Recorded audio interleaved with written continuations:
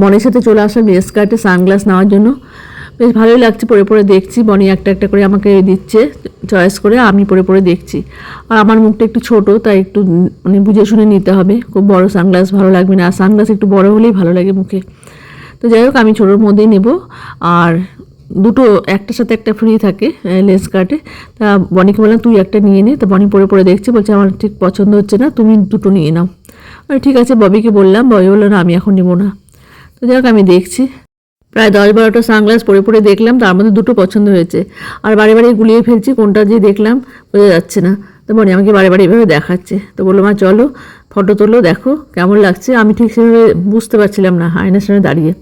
তো বনি আমার সাথে দাঁড়িয়ে দাঁড়িয়ে আমাকে নিয়ে ফটো তুললো। তো দেখলাম যে ভালোই লাগছে। এতদিন বয় বাড়ি টুসপুতুল এরা আমাকে গিফট করতো সানগ্লাস, ওগুলো ইউজ করতাম। আজকে আমি নিজে থেকে নিয়ে নিলাম, বেশ আনন্দ লাগছে, বেশ পছন্দসই হয়েছে। তো একটা পরে নিলাম, একটা নিয়ে যাচ্ছি।